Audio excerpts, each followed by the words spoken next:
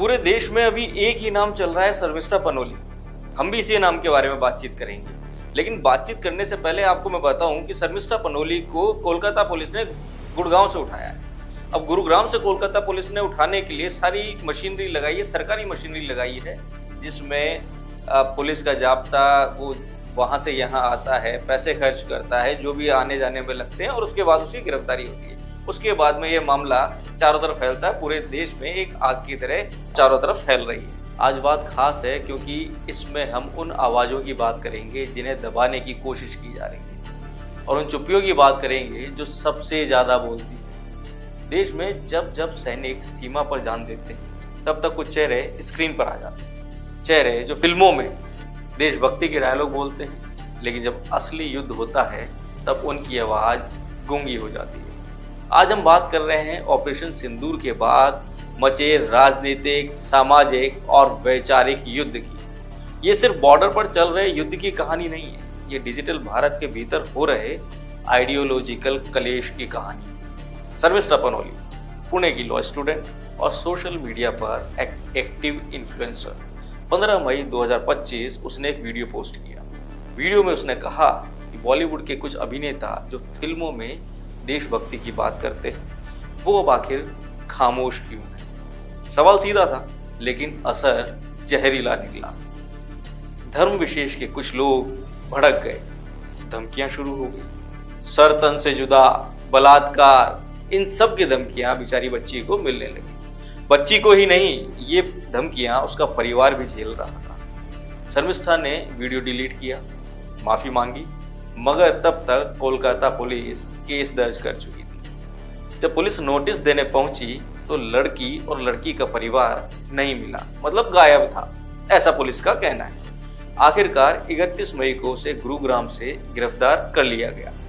वो अब 13 जून तक न्यायिक हिरासत में है। शर्मिष्ठा की बात चल रही है तो मैं एक आपको और रेफरेंस देना चाहूँगा। 7 मई 2025 को हरियाणा के सोनीपत में अशोका यूनिवर्सिटी के प्रोफेसर अली खान महमूदाबाद ने ऑपरेशन सिंदूर को लेकर सेना की कार्यवाही पर सवाल उठाए। उन्होंने सोशल मीडिया और मंचों पर आपत्तिजनक भाषा का प्रयोग किया, जिसके बाद उन पर 2 FIR दर्ज और दिल्ली से उन्हें गिरफ्तार किया। हालांकि सुप्रीम कोर्ट ने उन्हें सशर्त जमानत दी और ये कहा कि वो इस विषय पर आगे कोई टिप्पणी नहीं करेंगे।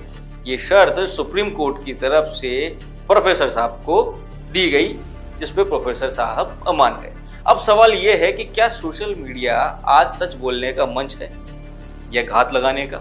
शर्मिष्ठा का सवाल तर्कसंगत था या उकसाने वाला? प्रोफेसर अली की राय अभिव्यक्ति की आजादी थी या राष्ट्र के खिलाफ माहौल बनाना? ये आप ही को तय करना है।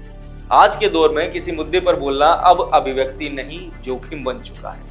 एक तरफ बॉलीवुड की चुप्पी पर सवाल उठते हैं, दूसरी तरफ उस चुप्पी पर सवाल उठाने वालों को ही चुप करवा दिया जाता है। क्या शर्मिष्ठा की गिरफ्तारी अभिव्यक्ति की आजादी पर हमला है?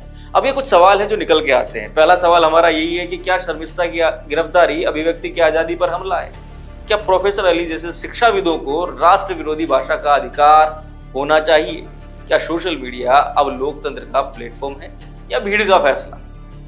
इस देश में अब जुबान खोलने से पहले धर्म, जाति, राजनीति, झुकाव और सोशल मीडिया का गणित देखना पड़ता है। अब हम आपसे यही कहेंगे कि देश के लिए सोचिए, किसी पक्ष के लिए नहीं।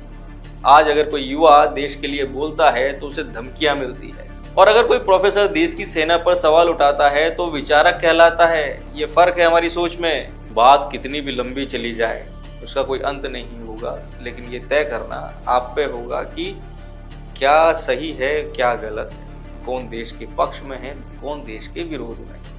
हम तो जाते जाते आपसे यही कहना चाहेंगे, सवाल पूछना गुनाह बन गया है और जवाब देना डर। देश से प्यार अगर चीख कर न बोला जाए तो देशद्रोह की सजा है। मगर